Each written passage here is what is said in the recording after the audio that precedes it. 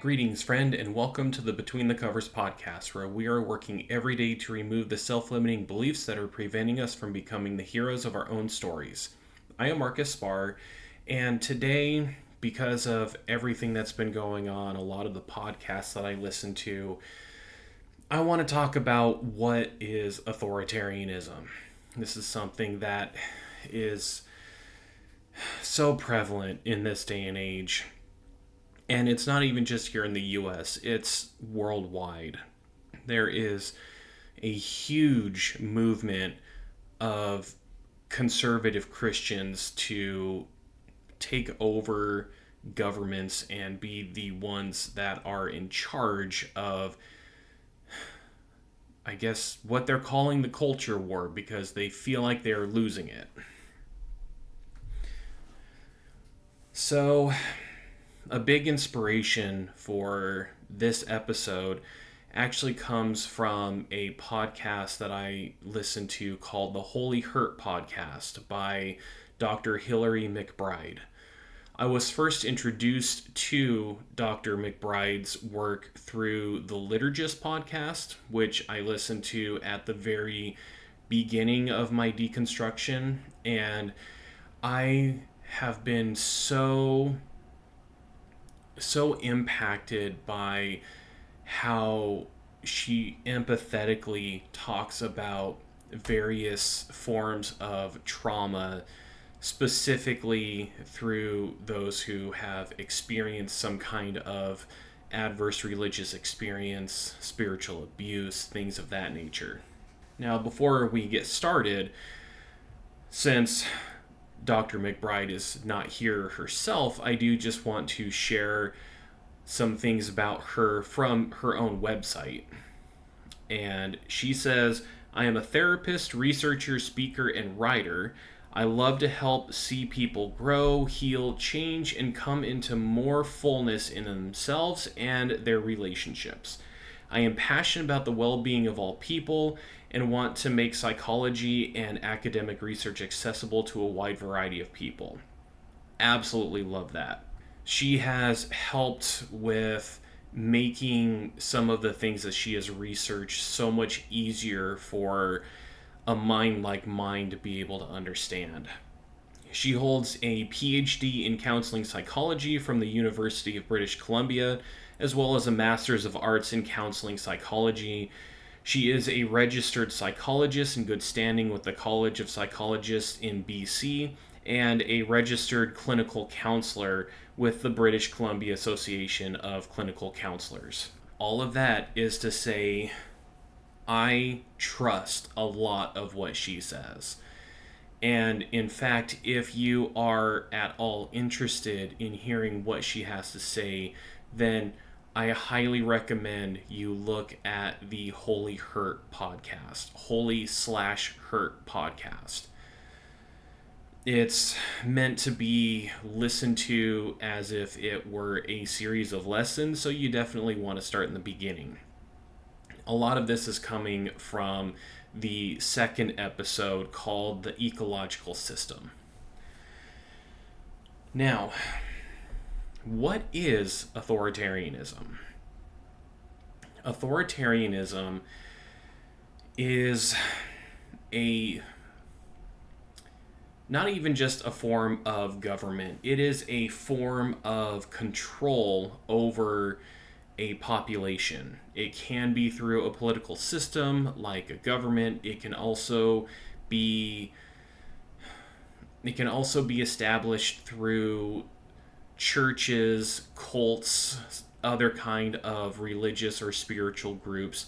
And it can also become so minute as to just be within a specific household. It can be something that families can experience as well.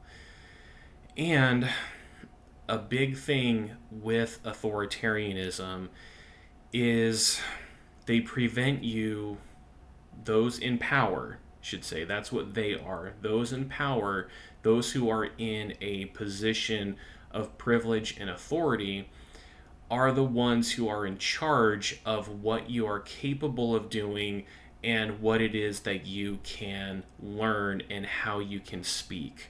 There are a lot of rigid rules that come up with any kind of authoritarian system. Now, why is this so important?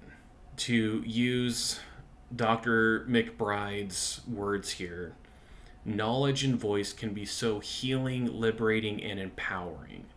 Knowing this, people in power intentionally keep research of science and knowledge hidden from their people in order to keep them in the dark and under their power and control. This can be done by limiting our voices and preventing us from telling our stories, because these are powerful tools that can keep people stuck under authoritarianism. By not having a voice, something I talk about quite often here, because for years I felt like I didn't have a voice. No one cared about what I had to say.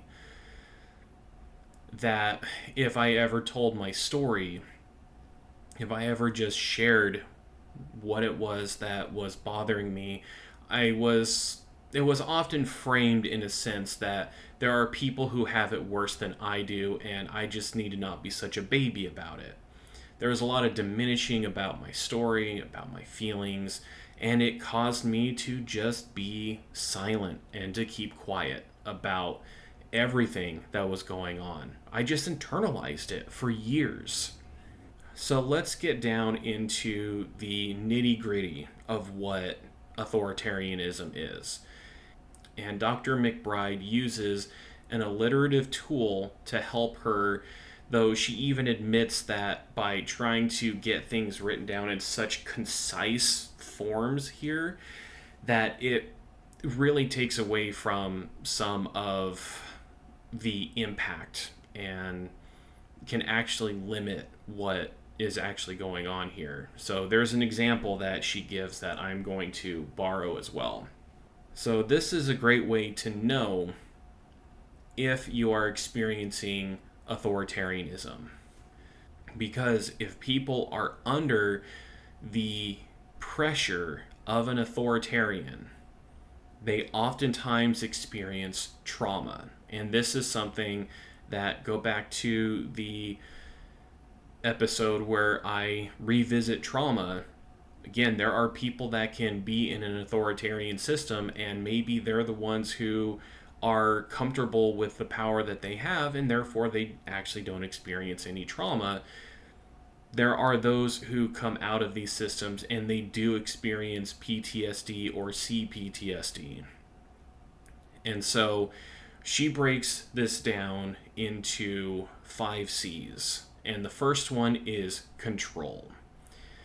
Control always comes from the top down. That is the model. And if we take a look at the current environment, the control politically comes from the president, which is what our democracy was meant to prevent from happening. Control is supposed to be shared between the 3 branches. The president is not supposed to have more power than the legislature and the Supreme Court. And the same goes for the legislation. The legislators are not supposed to have more power than the president and those in the judicial branch. And same with the judicial branch. They're not supposed to have more power than any of the others. That's the whole point of this, the establishment of checks and balances that was created in the founding of our government. And what we're seeing now, and what we see in many, many different forms within our society, is that there is someone who is on the top, and they are the one who is in charge. And their orders and their will eventually gets spread down through others to the people. So what do we have? Right now we have a president who is manipulating and using his power in order to have our representatives fall in line and do his bidding and therefore they're passing the laws that they want to have passed, that the president wants to have passed. And what do we have to say about it? There's very little that these people in power are willing to listen to from us, because they're the ones in authority. They're the ones who know better. They're the ones who are in charge. Everyone else just needs to be in line. They are trying to control us.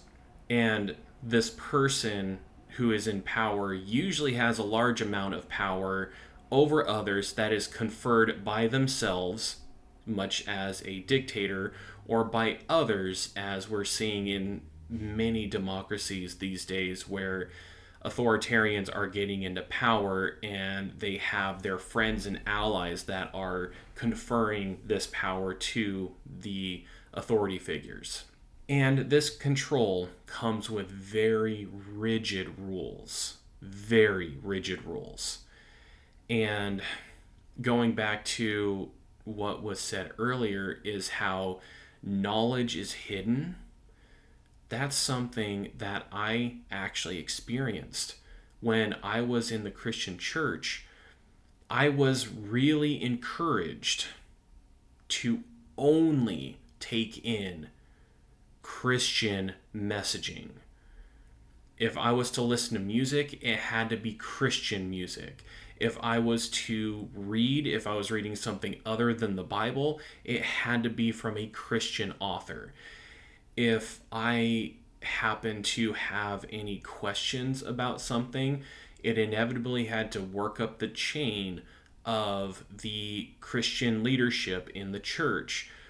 And ultimately, they would come down with the ruling of whether something was acceptable or if it was biblical. I did not have any control over any of this. And if I were to partake of things that were not Christian, there could be some consequences. So that moves us to the second C. First there was control, then there's consequences. And in Hilary's words, consequences are severe and they often show up as rejection from the community, public or private shaming, or the expectation of external conscious torment as in spiritual contexts, or the threat of such consequences. There is the threat that if you do something that is not within these rigid rules that these authority figures have put into place, then there is the threat that you'll be ostracized from the community. I remember when my parents got divorced when I was in high school, that the church that we were a part of, it was a Methodist church. In fact, I lived just a couple blocks away from this church.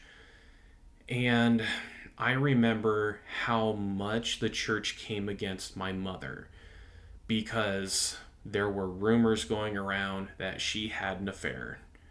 And that's not in the rules. You're not allowed to do that. So there was a lot of social ostracization that was going on. Man, some of these words are just hard for me to say. But she was ostracized from this spiritual community. And once she was successfully ostracized, then some rumors started going around about my dad and his new dance partner.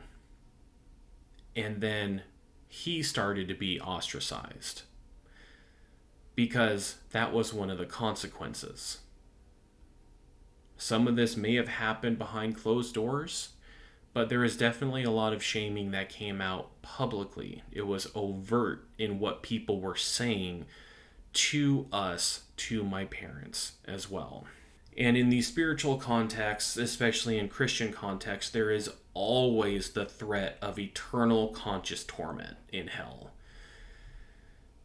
And I have not been shy of saying I don't buy into that. I do not buy in an all-powerful deity that made us the way that we are in order to torment us for eternity if we don't follow what he says and in the singular way that he wants it to be done, that does not seem right. That does not seem like something that an all-powerful God would do. And there's a lot more to that, but we're not going to go into that here. So these consequences occur if there are any rules that are broken, and there is always the lingering threat of these consequences. And because of this control, because of these consequences, it leads us to the third C that Dr. McBride mentions, and that is compliance. And because of the control and consequences, people often feel that they have to be compliant, and that this compliance is usually expected of them. This compliance looks like perfectionism. Sound familiar? I've struggled with perfectionism for years. Adoption of the values and behaviors and speech, rigid internalization of the rules, black and white thinking, fear of questioning, and the idealization of the values of the person and the community. And people who are being compliant to these authority figures typically have a high degree of anxiety of non-compliance and the fear of being fear of either being non-compliant or being found out that they were being non-compliant, and disobeying, that the person may begin to doubt their own reality. Oh my word, does this really hit home with many of the clients that I've worked with. Oh, the number of times that I have had conversations with people, because most of my clients have been Christian, that there is a question of whether or not they are actually saved. I have had clients that have a specific prayer that they were told that if they say this prayer, then they will be saved. They have accepted Jesus as their Lord and Savior, and everything's going to be good. They're going to go to heaven. And they have such anxiety over whether or not this is actually true that what they end up doing is they say this prayer over and over again because they don't know if it really counted the last time. That sounds like a denial of their reality. That sounds like anxiety about compliance, about whether they did things right. There's that perfectionism, again, that was mentioned. Did I do it perfectly enough? Did I have the right heart in what I was saying? Was my mind in the right place? Did I use the right tone? Did I say something wrong? Was there something that I did that prevented this from being a legitimate prayer, and therefore I need to do it again? The anxiety that some of these men have gone through is just horrifying. Horrifying. Because there is that threat that if they didn't do it right, that there is this eternal torment that is waiting for them at the end of it all. And what comes with this control and these consequences and this compliance is codependence. Because of the power and total allegiance of someone in a position of power, it alters the person's ability to trust themselves and make decisions on their own, and what boundaries they are entitled to. People become codependent to the leader, community, or system. I just want to marinate my mind in that for a little bit. So those were Dr. McBride's words about codependence. I knew that there was something inherently wrong about some of the teachings that I had learned when I was a Christian, some things just didn't make sense. Some stories contradicted themselves in the Bible.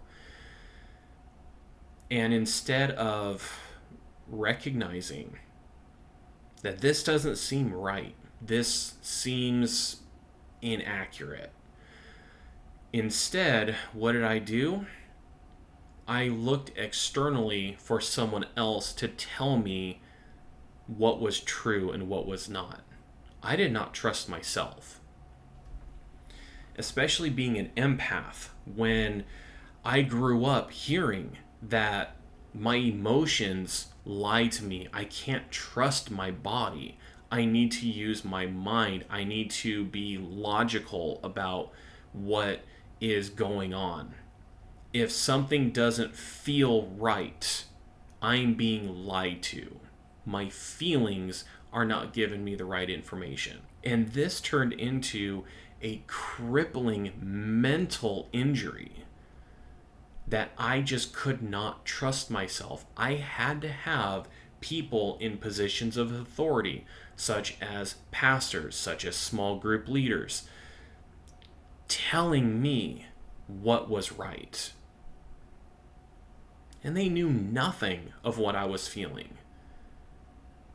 Because in a lot of cases, I couldn't articulate what my feelings were. And this is a terrible place for people to find themselves. And we see this come up a lot. This is actually something that happens a lot in therapeutic communities. I have heard, since I started my own journey and working on my mental health and learning how to help others with their mental health, I learned that there was this prominent belief that if someone had some maladaptive coping mechanism, if there was an addiction, if someone was an alcoholic, if they were a food addict, if they were a sex addict, if they were a drug addict, if they were a workaholic, and they were in a committed relationship with someone else, their partner was somehow codependent on them with their own behaviors. And the codependency is horrible. In fact, it's nice to see that there are a lot of modern movements in mental health that are moving away from this codependent model. But this authoritarian system creates codependency. The people become dependent on the knowledge and the authority of those in power, and those in power are manipulating things to have the people be submissive to their domineering authority. And the last of all of this, control, consequences, compliance, codependence, this is usually something that is cultural. In Dr. McBride's words, this is supported to continue because there's some kind of cultural factor involved, either in the community at large, dominant culture, and the broader socio-political context, or the culture of the person's first family in early development. A lot of this comes down to what is going on within our culture. We have a lot of white Christian men who believe, and they firmly believe, that they are marginalized and they are being persecuted, when really they're just losing power, and these people who are in positions of power don't want others to have equality. That's why you see so many people in politics today that have been focusing on a small percentage of the population that are transgender and athletes.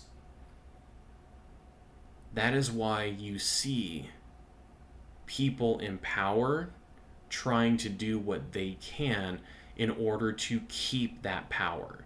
They're changing laws. There's gerrymandering like crazy going on at the time of this recording in order to have these people maintain their power. They influence the culture. There are churches that teach that the authority of the household falls on the father, and then everyone else has to submit to the father. The wife has to submit to her husband. The children have to submit to both of them. And all of them have to submit to their spiritual authority because they are effectively Christ incarnate within that church. And that is a gross simplification of what's going on here. And yet, it's also true in some contexts. And that's one of the things that's terribly sad about all of this. And that is why this continues to perpetuate. Because culturally, there are families that buy into this authoritarian system. And they keep their families within authoritarian structures, either through the socio-political means, through spiritual communities, through just their own familial structure. I know, and this is even something that I can fall into, that when I get around my family, and I've had many clients who have expressed this, that when they get around their family at some kind of big family gathering, everyone starts getting in line with what they grew up with. Dad is in charge, and the kids start taking on, even though they're adults, the roles that they had as children again. And as I've spouted before, we have seen this over and over within spiritual communities. So Dr. McBride also gives this incredible example of some research that was done in Australia about LGBTQAI plus groups in Christian churches. And there were 4 things that came out of this research that most of these people, if not all, experienced in these authoritarian structures. They had their identity mischaracterized or encountered misinformation or stigma about themselves. Being told that they were a threat to the community and they had to be shielded from the community, especially children. Their sexuality was erased in some form and they were not listened to or made to disappear. And they experienced relational distancing. They were edged out of their communities in overt and discreet ways. Those that chose to stay were subject to leaders' efforts to make them change. It's no surprise that these people experienced devastating social, psychological, and spiritual impacts. Some of them were diagnosed with complex PTSD, and many of them couldn't walk by a faith community without having a full body activation of the symptoms of trauma. So right now, we have people in power in the United States who are trying to rewrite history because they are not fans of diversity, equity, and inclusion. They are trying to do everything they can to erase any kind of influence of people who are not white, who are not male, who are not Christian, who are not cisgendered, in order to create a history that is solely theirs. Information is disappearing from websites. Books are being banned. We have laws that are being reversed. There are many states that are trying to undo marriage equality right now. And that's something that's probably going to come through federally at some point, because the Supreme Court is in such a position that, you know what? They're just going to do whatever the tyrant tells them to do because they have the same agenda. This is what authoritarianism is. And this is frightening. This is frightening to be living through right now. Personally, I am grateful that I have learned to trust my body and to trust myself. I am grateful that I can speak out, that I can share my story. I am grateful that I can ask questions. I am still afraid. And I am also a cisgendered white American man. I get that. I absolutely get that. And I am afraid. Imagine what people who are not like me are feeling. Because of the Roe v. Wade ruling and having abortions no longer be a right, and the states are just gutting the kind of healthcare that many women need, women are so afraid right now. I have heard stories of people who have questioned whether or not they should go to, say, like Texas or one of these other states that are having these huge abortion bans because they are currently pregnant. And what if, while they're on a trip in one of these states, they suddenly need some kind of care with the pregnancy, with their bodies? Are they going to get it? That's something that a lot of women are having to experience. People of color are afraid, especially those of South American origin. They are being detained. They are being rounded up. There are bounties that are being put out for these people in order to get them incarcerated. It has been encouraging to see how many communities are stepping up in order to protect these people. But that is something that I have not had to experience personally. And I'm lucky in that regard. There are individuals like my gay friends who want to be married, and it looks like that these authoritarians are coming for that soon. What's that going to look like? They're trying to erase history. They're trying to make everyone else just submit to their authority. How many people, organizations, and companies have just been rolling over in compliance in order to stay on the president's good side? This is authoritarianism. This is not democracy. And if you're one of those in power, first of all, I doubt you're even listening to this. But none of this is even going to have an impact. I get that. I really do.